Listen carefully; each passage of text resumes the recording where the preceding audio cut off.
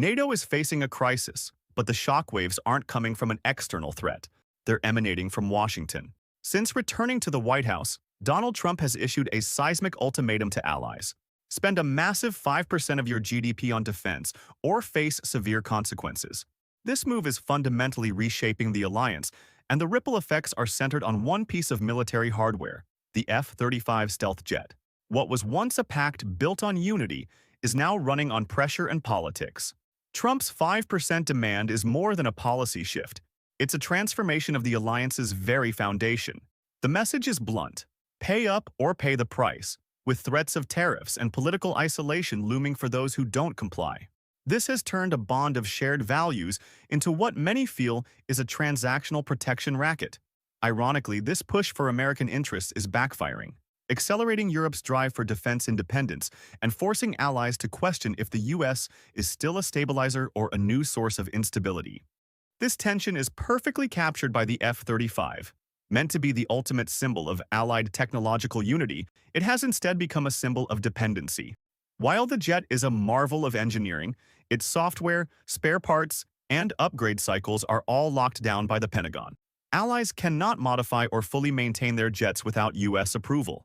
In this new volatile political climate, owning an F-35 feels less like owning a shield and more like being held on a leash, with Washington firmly holding the other end. Nowhere is this dilemma more clear than in Switzerland. The Swiss voted for their F-35s based on a promised fixed price, but that promise shattered under the weight of rising costs and Trump's tariffs, blowing a 1.3 billion franc hole in their budget. Now, public anger is boiling over, with a majority of voters and lawmakers wanting to cancel the deal entirely. Switzerland's famous neutrality is being severely tested by the hard reality of American economic and political pressure. In response, major powers like Germany are crafting a strategic counterpunch. Berlin is implementing a dual-track approach. They're buying American F-35s for critical NATO nuclear missions, but they're simultaneously investing heavily in European-made jets like the Eurofighter and the future FCAS program. This is the new European playbook.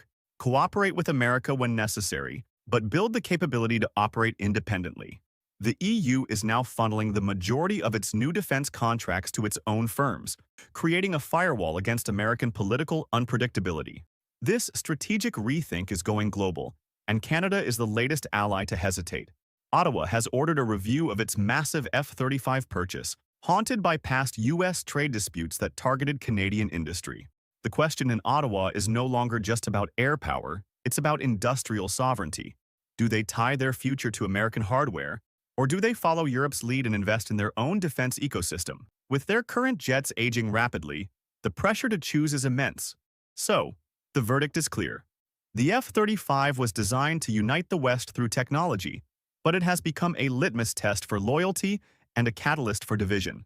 Washington's transactional approach has ignited an era of self-reliance it never intended. The future of air dominance is no longer just about who has the best stealth. It's about who truly controls their own sky. Now, we want to hear from you. What's the right path forward? Should Europe and Canada fully commit to building their own defense industries? Or is the F-35's technology still too critical to pass up? Let us know your thoughts in the comments below. Your insights fuel our content.